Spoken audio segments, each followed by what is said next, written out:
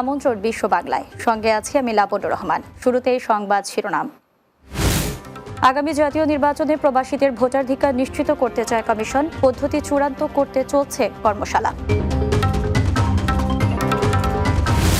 বৈষম্যহীন বাংলাদেশ বিনির্মাণের স্বপ্নে বিভোর 1.5 কোটি প্রবাসী, কিছু অসাধু ব্যক্তির কারণে বাড়ছে হতাশার চাপ। এবং 18,000-এর বেশি অবৈধ অভিবাসীকে গ্রেফতার করেছে সৌদি সরকার, শ্রম আইন ভঙ্গের অভিযোগ।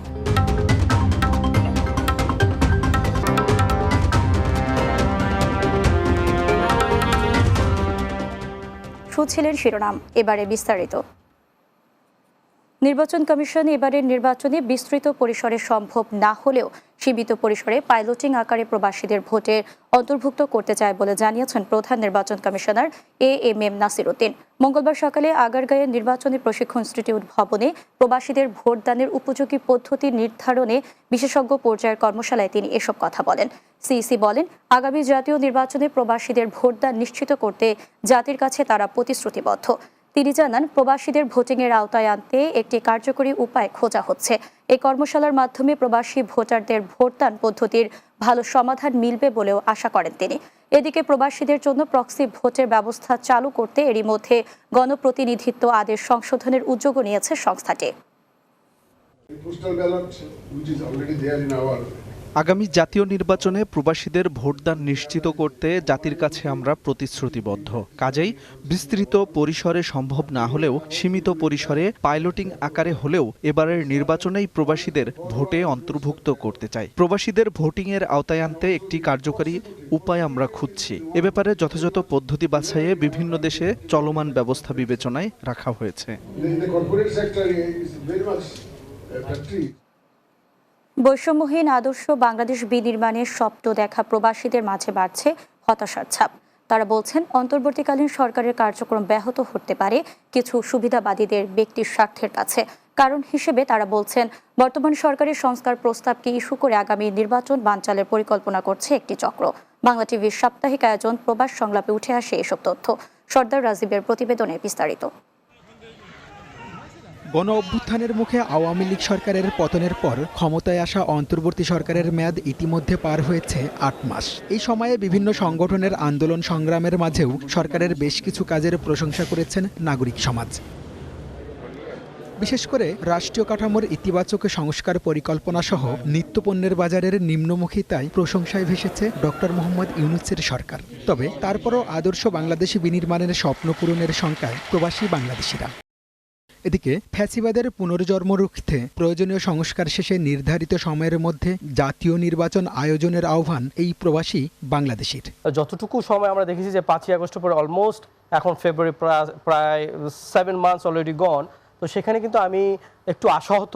আমি প্রবাসে দেশে সবসময় আসা যাওয়ার মধ্যে থাকি এবং প্রবাসে যারা আমরা আছি তাদের কথাও শুনি, তাদের কথা, তাদের অ্যাডভাইস, তাদের যে দুঃখ কষ্ট সবগুলো নিয়েই আমরা কথা বলতে থাকি, চিন্তা করি।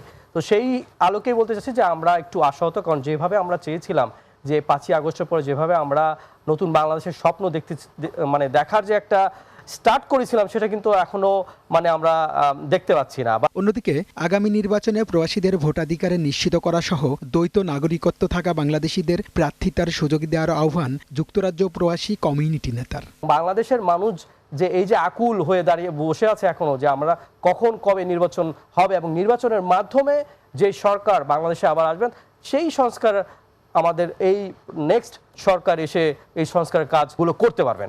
তা না হলে আমি মনে করি যে আজকে যে দুরবস্থা, এবং আমি দেখতে পাচ্ছি যে আপনারা দেখতে পাচ্ছেন প্রত্যেক দিন এক এক নাটকের যে একটা সিচুয়েশন তৈরি হচ্ছে বাংলাদেশে, কেউ সিকিউরিটি ফিল করছে না। জীবিকার তাগিদে বিভিন্ন দেশে বসবাস করছেন প্রায় 1.5 কোটি বাংলাদেশি। প্রবাসে থাকলেও মাতৃভূমির সাথে ওতপ্রোতভাবে জড়িত থাকেন এই রেমিটেন্স যোদ্ধারা। যে বিদেশে নাগরিক থাকে দেখে বাংলাদেশি অন্য যারা বিদেশে থাকে ওভারসিজ নাগরিক বা বাংলাদেশি ডিউল ন্যাশনালস আছে, তাদেরকে যদি আপনি ইলেকশনে পার্টিসিপেট না করতে দেন তাহলে সেটাও তো একটা বৈষম্য হয়ে গেল। আর রিসেন্টলি এই যে বৈষম্য নিয়ে এত আন্দোলন হয়ে 5ই আগস্টের পরে আজকে বৈষম্য ফ্রি বাংলাদেশ বা কোনো ডিসক্রিমিনেশন থাকবে না, কিন্তু সেখানে তো তাহলে ডিসক্রিমিনেট হয়ে গেল। Sardar Rajib, Bangla TV news desk. Saudi আরবের গত এক সপ্তাহে বাসস্থান, কর্মক্ষেত্র এবং সীমান্ত নিরাপত্তা বিধি লঙ্ঘনের অভিযোগে 18,000-এর বেশি অবৈধ অভিবাসীকে গ্রেফতার করেছে দেশটির আইনশৃঙ্খলা বাহিনী। সৌদি প্রেস এজেন্সি এ তথ্য জানিয়েছেন। প্রতিবেদনে জানানো হয়েছে 12,995 জন আবাসন আইন লঙ্ঘন, 3,512 জনের বিরুদ্ধে সীমান্ত আইন লঙ্ঘন এবং আরও 1,900 জনের বিরুদ্ধে শ্রম আইন ভঙ্গের অভিযোগ আনা হয়েছে। সৌদি আরবের স্বরাষ্ট্র মন্ত্রণালয় জানিয়েছে, কেউ যদি দেশটিতে পরিবহন, আশ্রয় প্রদান সহ অবৈধভাবে প্রবেশে সহায়তা করে তাকে সর্বোচ্চ 15 বছরের কারাদণ্ড দেওয়া হবে। এছাড়া 10 লাখ রিয়াল পর্যন্ত জরিমানা এবং যানবাহন ও সম্পত্তি বাজেয়াপ্ত করা হতে পারে। বিশ্ব বাংলায় নিচ্ছি বিরতি। ফিরে অন্যান্য সংবাদের সাথে আরও যা থাকছে। টাঙ্গাইলে একসঙ্গে 4 নবজাতকের জন্ম দিলেন প্রবাসীর স্ত্রী। দেখতে ভিড় বাড়ছে উৎসুক জনতার।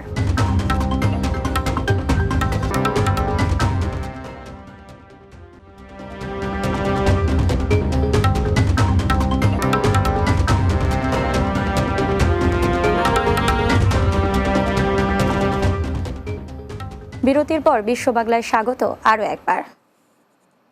টাঙ্গাইলের মির্জাপুরে একসঙ্গে 4 নবজাতকের জন্ম দিলেন এক প্রবাসীর স্ত্রী। অস্ত্রোপচারের মাধ্যমে 3টি কন্যা সন্তান এবং একটি পুত্র সন্তান প্রসব করেন এই নারী। তবে এর মধ্যে একটি কন্যা সন্তান দুনিয়ায় আসে মৃত অবস্থায়। বর্তমানে সুস্থ রয়েছেন প্রসূতি নারী সহ বাকি 3 সন্তান। মির্জাপুর উপজেলা প্রতিনিধি মোহাম্মদ সাদওয়ার হোসেনের তথ্যচিত্রে বিস্তারিত জানাচ্ছেন সর্দার রাসিম।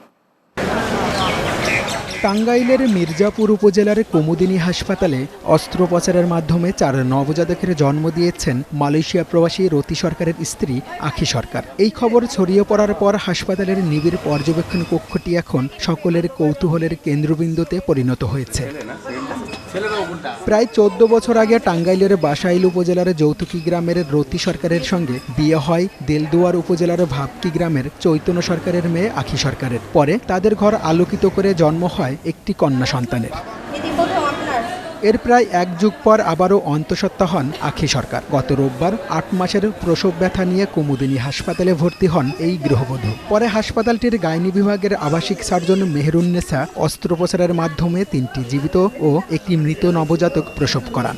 4টা বাচ্চা হয়েছে, 4টা বাচ্চার মধ্যে তার 3টা মেয়ে বাবু, একটা ছেলে বাবু।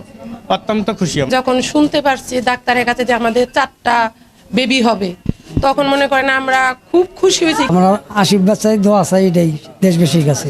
আমরা দোয়া করি বেঁচে থাকে, সংসার ভালো থাকে, না সুস্থ থাকে। চাইয়া পাই না মানুষে, আমি চাইয়া পাইছি। আচ্ছা, ওই ভগবান দিয়ে দিচ্ছে, খুব খুশি।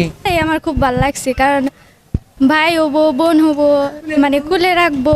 এদিকে একসাথে 4টি বাচ্চা গর্ভধারণকে বিরল ঘটনা হিসেবে উল্লেখ করে ডাক্তার মেহেরুন্নেসা বলছেন, এই ধরনের প্রেগন্যান্সি মা ও চিকিৎসকের উভয়ের জন্যই একটি বাড়তি ঝুঁকির কারণ। এ ধরনের ঘটনা সাধারণত 5,12,000-এ একটি হয়ে থাকে এবং এই ধরনের প্রেগন্যান্সি মায়ের জন্য এক ধরনের ঝুঁকি এবং সেই সাথে পরিবার এবং আমাদের চিকিৎসকদের জন্য একটি বড় ঝুঁকি। 3 নবজাতকের মধ্যে 2 জনের ওজন হয়েছে 1.5 কেজি এবং একজনের ওজন 1 KG 400 gram. Sardar Rajib, Bangla TV, news desk. ফ্রান্সে প্রথমবারের মতো উদযাপন করা হয়েছে সনাতন ধর্মাবলম্বীদের বাসন্তী পূজা। দেশটির রাজধানী প্যারিসের নিকটবর্তী লা কর্বের দন্তন হলে এই পূজার আয়োজন করা হয়। ফ্রান্স প্রতিনিধি রাসেল আহমেদ জানান, টিটু চন্দ্র দাসের আয়োজনে 5 দিন ব্যাপী চলে এই পূজা। এতে সার্বিক তত্ত্বাবধানে ছিলেন অপূর্ব দাস। অনুষ্ঠান পরিচালনা করেন সুস্মিতা দাস তিথি, শান্তা দাস, শ্রাবণী দাস এবং শর্মিশান। বিভিন্ন ইভেন্টের মধ্যে ছিল কুইজ প্রতিযোগিতা, উলুধ্বনি প্রতিযোগিতা এবং মহিলাদের বেলুন ফোলানো সহ শিশুদের জন্য ধর্মীয় প্রতিযোগিতা। প্রবাসের মাটিতে নতুন প্রজন্মের হিন্দুদের মাঝে ধর্মকে লালন করতে এ ধরনের আয়োজন গুরুত্বপূর্ণ ভূমিকা রাখবে বলেও মনে করছেন আয়োজকেরা। সৌদি আরব প্রবাসী সাংবাদিকদের সংগঠন Bangladesh reporters association of electronics media নেতৃবৃন্দের সাথে মতবিনিময় করেছে পশ্চিমাঞ্চল বিএনপি। জেদ্দা প্রতিনিধি সোহেল রানা জানান, পবিত্র ঈদুল ফিতর উপলক্ষে সৌদি আরব পশ্চিমাঞ্চল বিএনপির উদ্যোগে জেদ্দায় এই আয়োজন করা হয়। পশ্চিমাঞ্চল বিএনপির ভারপ্রাপ্ত সভাপতি আলহাজ আব্দুল মান্নানের সভাপতিত্বে অনুষ্ঠান পরিচালনা করেন প্রকৌশলী নুরুল আমিন ও আমিনুল ইসলাম।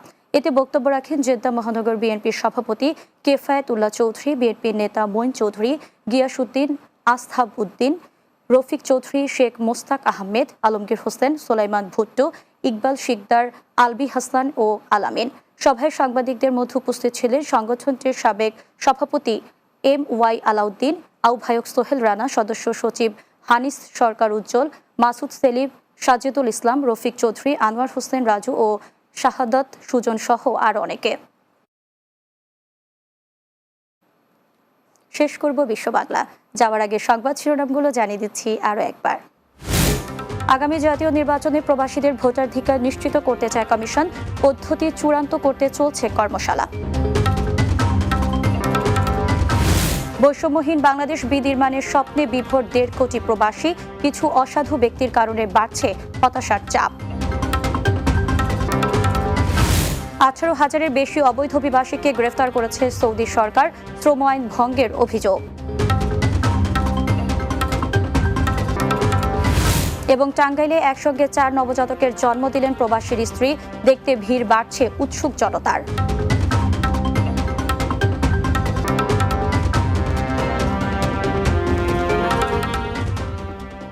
এই ছিল বিশ্ব বাংলায়। এতক্ষণ সঙ্গে থাকার জন্য ধন্যবাদ সবাইকে।